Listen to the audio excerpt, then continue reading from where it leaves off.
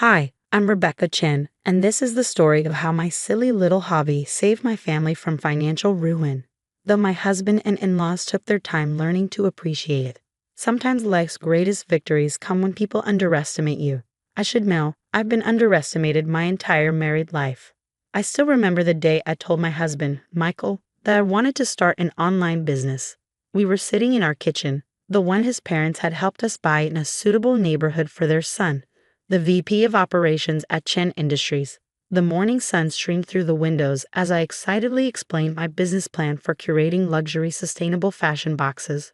Honey, he said, barely looking up from his Wall Street Journal, why don't we focus on planning the next charity gala instead? You're so good at that. His dismissive tone felt like a paper cut, small but stinging. My mother-in-law, Helen, who had the unfortunate habit of dropping by unannounced, chose that moment to sweep in. Online shopping, she scoffed, her perfectly manicured nails drumming against her designer handbag. Darling, we Chen women organize charity events and support our husbands. Leave business to the men. I wanted to remind her that before marrying Michael, I'd earned my MBA from Stanford. But in the Chen family, my degree was treated like an attractive accessory, nice to mention at parties, but not meant for actual use. That evening, after Michael left for another essential business dinner, I sat in my home office and launched my website anyway. I'd spent 6 months researching sustainable fashion brands, building relationships with designers, and studying market trends. I called it Greenland Box, a luxury subscription service that delivered carefully curated, sustainable fashion pieces to environmentally conscious professionals. For 3 months, I worked in secret, packing boxes in our garage while my husband was at work. Helen would stop by, see me in casual clothes, sorting through inventory, and click her tongue disapprovingly. If you're bored, dear, the hospital board always needs volunteers, she'd suggest, as if I were a child needing direction. The first sign that I might be onto something came when a major fashion influencer featured one of my boxes on her Instagram. Orders jumped from 50 to 500 overnight. I hired 2 part-time college students to help with fulfillment, converting half our 3-car garage into a makeshift warehouse. Michael barely noticed. He was too busy at Chen Industries, where his father was grooming him to take over as CEO. At family dinners, they discussed business strategies while shooting concerned glances at my cluttered garage.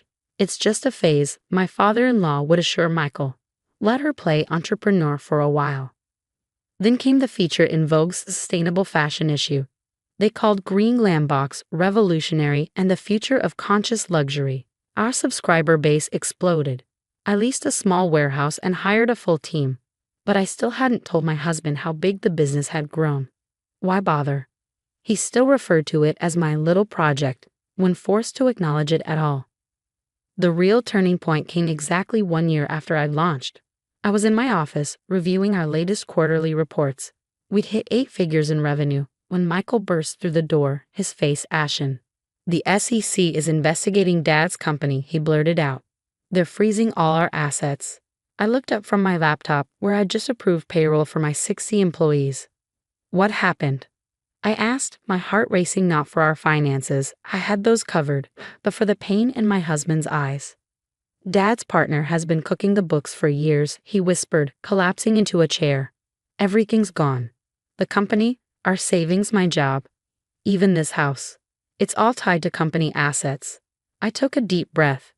Michael, there's something I need to show you. But before I could pull up my company's financials, Helen burst in, mascara streaming down her face. It's all gone, she wailed. 30 years of building this family's legacy, destroyed. How will we survive? Rebecca, you'll have to sell your little jewelry-making business or whatever it is. I smiled slightly, thinking of the warehouse down the street where my team was preparing our upcoming holiday collection. Actually, Mom, I said, turning my laptop around, I think it's time we had a family meeting about my little business. The silence in my home office was deafening as Michael and Helen stared at my laptop screen.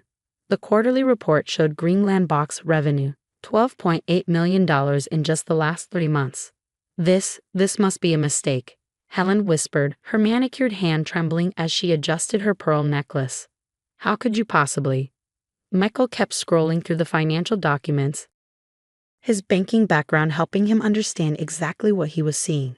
These profit margins, the growth trajectory, Rebecca, are these numbers real? I pulled up our company's profile on Bloomberg Termo, a subscription I'd kept from my MBA days.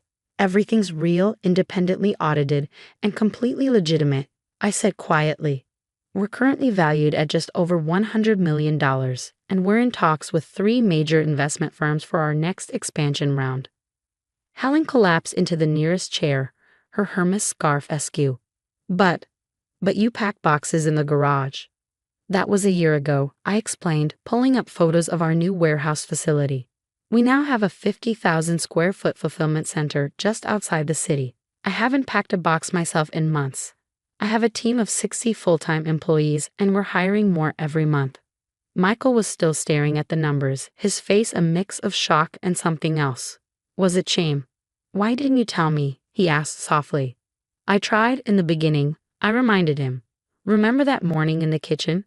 You told me to stick to planning charity galas. After that, I figured I'd let the business speak for itself when the time was right.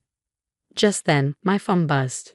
It was my CEO dashboard alert. We just signed our 50,000th subscriber. I showed them the notification.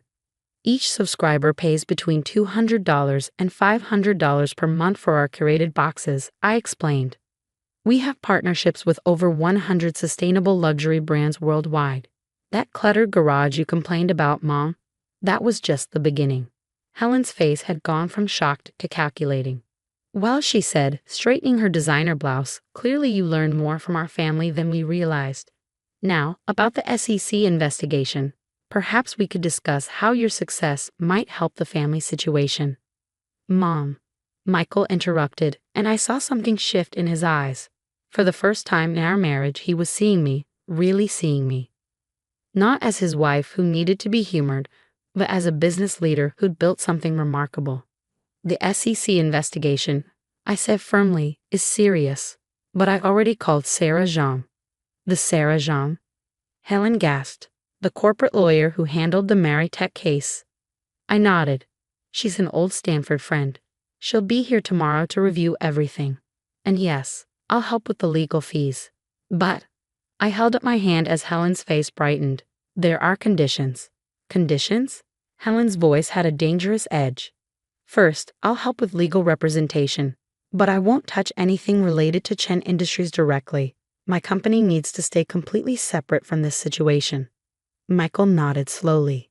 That's smart. Second, I continued, if we get through this, things need to change. No more dismissing my work. No more surprise visits to criticize how I spend my time. And Michael, I turned to my husband, no more letting your family dictate our life choices. The room fell silent again. Through the window, I could see the sun setting behind the city skyline. Somewhere out there, my warehouse was humming with activity, preparing tomorrow's shipments. I have a board meeting in an hour, I said, gathering my laptop. It's a video call with our investors in Singapore. Take some time to process this. We can talk more over dinner. As I stood up, Michael caught my hand. I'm sorry, he whispered. I should have believed in you. I squeezed his hand gently. There's time to fix that. But right now, I need to focus on my company's expansion plans. We're launching in Europe next quarter. Helen opened her mouth, probably to ask about the family's financial crisis, but my phone buzzed again. This time it was my assistant. Mrs. Chen, Forbes is on the line. They want to feature you in their 40 Under 40 issue. I watched my mother-in-law's eyes widen as I responded. Tell them I'll call back in an hour after my board meeting. As I walked out of the office, leaving my stunned husband and mother-in-law behind, I couldn't help but smile. Sometimes success isn't about proving others wrong. It's about proving yourself right. But the story wasn't over yet. The next few weeks would test our family in ways I never expected. The next few weeks felt like living in a different reality. The same people who had dismissed my little hobby were now watching my every move with newfound interest. The family dynamics had shifted so dramatically, it was almost comical. Sarah Jean, my lawyer friend, took one look at Chen Industries books and grimaced. The good news is Michael and you are legally separate from the main issues, she explained during a late-night meeting in my office. The bad news? Your father-in-law is looking at serious charges. My throat tightened. Despite everything, I didn't want to see Michael's family destroyed. What can we do? With a good legal team, which they now have thanks to you, we can probably negotiate a settlement. But, she paused, reviewing more documents, Chen Industries is finished. There's no saving it. That night, I found Michael sitting in the dark in our kitchen. The same kitchen where he dismissed my business idea a year ago. I keep thinking, he said, staring into his untouched whiskey, about all the times I treated your work like it was nothing. How did you not hate me? I sat down beside him.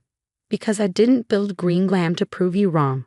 I built it because I believed in it. The next morning, Helen arrived, but this time she called first.